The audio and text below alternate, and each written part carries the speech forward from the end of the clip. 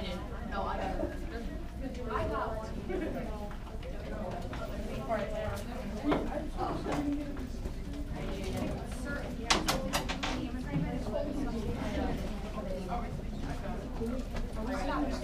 And yes, you're doing the candy.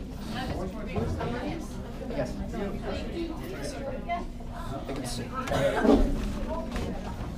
So, that was a really good activity. I appreciate all your honesty. I can drink. Good? So, like I said, I really appreciate your honesty. I took a lot of courage to cross the line. Like, how many people took some courage to cross the line sometimes? It's like, it's hard. So I appreciate that. Okay, so we are welcoming Lisa King. Want to go with Lisa? Lisa. Lisa. And she is generously donating her time to come and speak to you guys today. And I'm gonna be a spoiler here. So like you do your thing, but she's a really good speaker. I had her for my GSA club and the SSA club, and she's really passionate about what she comes to talk to you guys about. I appreciate her. Like I said, she's came here and donating her time just to give to you guys, which she thinks it's important that you hear the message. Okay? Thank you. So, as you heard, my name is Lisa. Can you guys all hear me? Yeah. Okay. Yeah. So, my name is Lisa, and this is my service dog, Ziggy. Does anybody know how to behave around a service dog? If you see me and Ziggy at the mall, what should you do? Yes. You don't, not to say like you ignore them, but you don't draw attention to the dog because he has to be focused on you at all times. Okay. Anybody else? Do you have more? I'm sorry. Oh, no. I didn't mean to interrupt. No, you're good. I have a bad habit sometimes. Does anybody else have suggestions? No? Just to basically ignore the handler and the dog? Yes. I was just gonna add to that. Yes. Like this, I was gonna say the same thing. Ignore? That's exactly right. Ignore me and ignore my dog. Treat me like you would treat anybody else that you see in public. Act like we don't even exist. True story yesterday, I had something on, I was working my senior dog. This is my dog in training. I was working my senior dog and I had a head collar on his face, which kind of looks like a muzzle. I have it with me if you guys really want to see it. I can put it on here. Sorry, Natalia, husband? Is there a Natalia in here? No? Okay. So if you really want to see what a head collar looks like, I'll pull it out. But it looks a little bit like a muzzle. It kind of wraps around their face. It basically is like a horse halter for dogs. And some elderly lady had an objection to me wearing a head collar on my dog. He had no problem with it. He's my senior dog. He's been working for me for years. He has no problem. She felt the need to tell me that she was upset that my dog had a head collar on. And I told her that's a personal problem and to leave my dog out of it. And that was the end of it. So if you see something where my dog that you don't like, where my dog is wearing something, just keep it to yourself.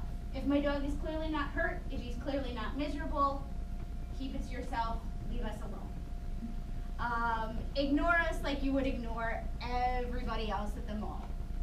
And why do you ignore a service dog? And you kind of pointed a little bit of it out. And why do you ignore a service dog? Because just in case because I know it's for different medical purposes or whatever purpose it is. Right. Just in case the handler has like a moment or like I don't know what to call it, but in case they have like one of their attacks or something. Correct. The dog has to be alert to do their job. Absolutely. Absolutely. Does anybody know what types of service dogs there are? Yes.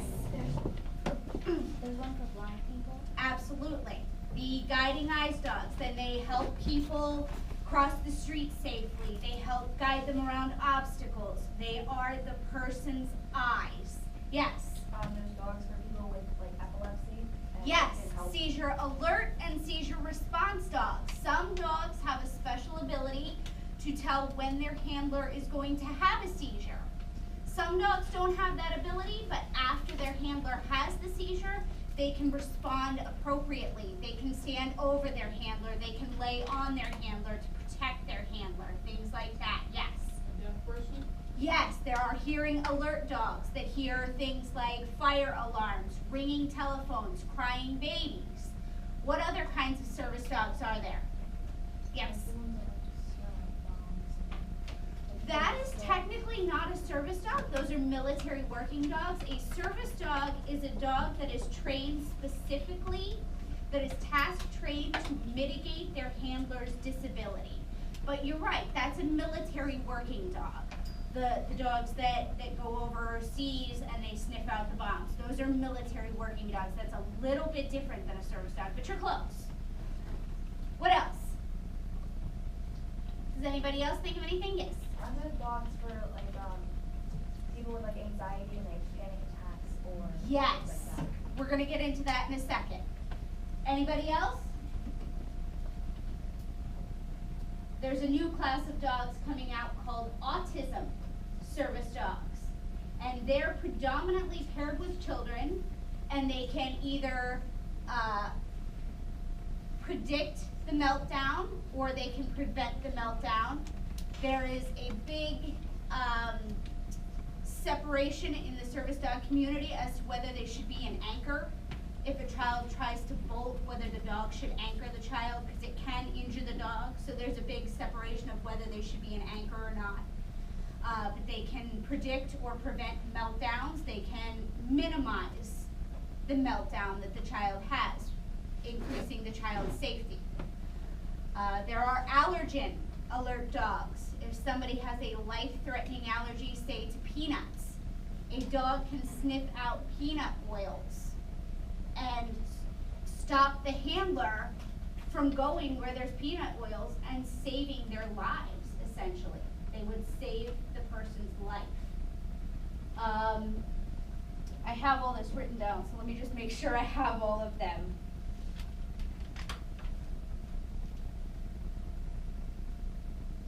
But you guys are absolutely right. I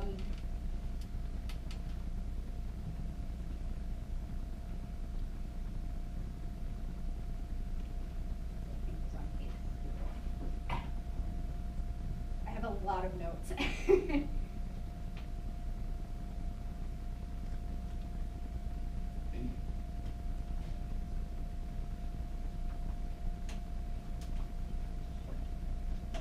So, I forget the biggest one, what he is. He's a mobility service dog. I don't know how I missed that. He's mobility. That means when I am walking, he will prevent me from falling. There's a specialized handle, it's got metal in it. If I start to topple, I can grab the handle. He'll do something called counterbalance, which is if I go right, he'll pull left. If I go forwards, he'll pull back. If I'm in my wheelchair, he is happy to tow my wheelchair. He is happy to do that. Sometimes it's getting him to stop that's the problem, but he's happy to do it. If I drop something, he'll pick it up. Things like that. That's a mobility assistance dog. And you had mentioned one for panic and anxiety. That is called a psychiatric service dog, and that is primarily what we are going to talk about today. Mental illness, what does it look like, who has it. It's kind of a scary topic, but that's why I'm here today. Oh boy. He loves to catch things, he loves to catch treats. So when you hear of a person with mental illness, what do you think about? Anybody. It's okay. I have no judgments towards anybody with mental illness. What do you think about? Autism is actually a neurological disorder. It's actually not considered mental illness. Them being really violent or something. Okay, violence. Somebody who's violent. Anybody else? Like I said, I have no judgment, so speak what's on your mind. It's quite all right. When you hear somebody that has a mental illness, what is the first thought that comes into your mind? Yes. You're crazy. Crazy, okay. Anybody else? I know you guys have judgments on mental illness. There's nobody in here that doesn't. Go ahead. No filter. No filter, okay. Anybody else? They're sick. They're sick, okay. Not that bright, okay. Yes. Mentally retarded, okay. Anybody else? Okay, so I want to do kind of an experiment that's going to be a little bit different. I want you guys to count off by 5s. So we're going to start over here and go towards the back and then start at the front. So count off by 5s. 3, 2, 5, 3, 2, 1, 4, 3, 2, 1, 5, 4, 3, 2, 1, 5, 4, 3, 2, 1, 5, 4, 3, 2, 1. Who did I end with back there? I'm not sure. Well, yeah, we'll just keep going that way. 5, 1. Wait. 5. Four. 3, 2, 1. Okay, and did I miss you? Okay, so you'd be a 5? Okay, everybody who's a 1. Everybody who's a 1, stand up. Just you're a 1.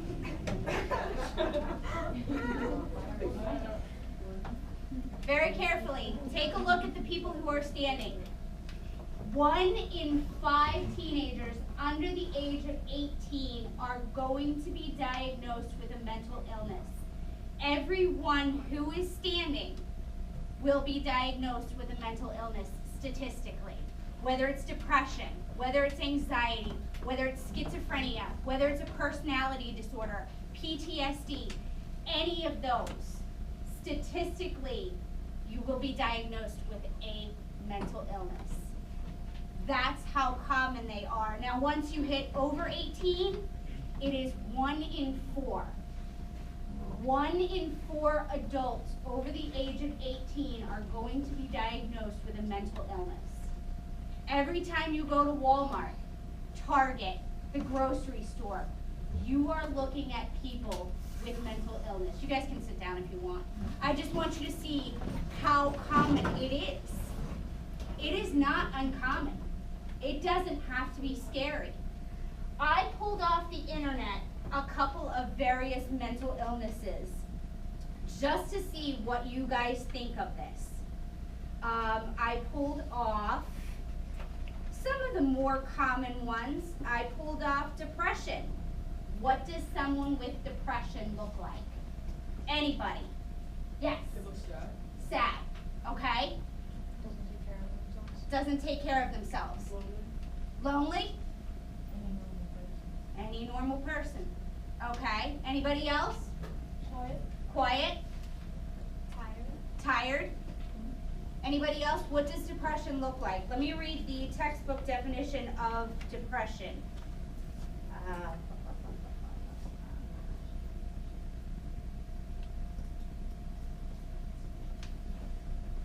Okay. Major depressive disorder. Severe symptoms that interfere with your ability to work, sleep, study, eat, and enjoy life. An episode can occur only once in a person's lifetime, but more often a person has several episodes. So that's what depression, the textbook definition is. I like what you guys came up with. I found bipolar disorder. I obviously did not put these in order, and I apologize. Here, we'll do this one since I found it first. Post-traumatic stress disorder. The textbook definition is, when in danger, it's natural to feel afraid. This fear triggers many split-second changes in the body to prepare to defend against the danger or to avoid it. This fight or flight response is a healthy reaction meant to protect a person from harm. But in PTSD, this reaction is changed or damaged. People who have PTSD may feel stressed or frightened even when they're no longer in danger. So what does a person with PTSD look like? Anybody? Yes? on edge. On edge? Okay. Anybody else? Everybody had answers for depression. Nobody has anything for PTSD? Yes? When they're having an episode or just in general? In general. It could be literally anybody. Okay. You can look like Anxious? Scared. Scared? Did you have your hand up? No. Okay. Yes? Paranoid? Worried about the simplest things. Worried about the simplest things. Anybody else? Okay, so that's PTSD. I did pull off bipolar disorder, because it's more of a common one.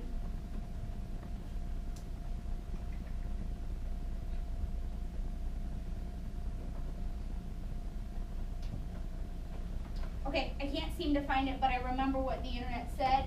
Bipolar is a disorder where a person will have different manic episodes where they'll feel high, they'll feel euphoric, they'll feel happy, they'll spend money that they don't have, they'll engage in unsafe sex, or they can switch to a depressive episode, which looks very much like depression, where they sleep all day, they don't want to get out of bed, they're sad, they're crying. There's a high suicidality rate for bipolar depression. What does somebody with bipolar look like?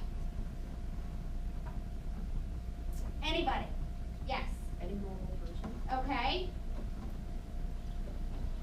Is that it? Yes. Very carefree. Carefree. Okay. Is that when they're manic? Okay. Anybody else? That's it? Okay. And I saved the really, really fun one for last. I found this one, which is borderline personality disorder. And this is a little bit different from the other three. The other three are chemical imbalances. A personality disorder is how one is raised. And I just found bipolar disorder. And I'm not going to find borderline.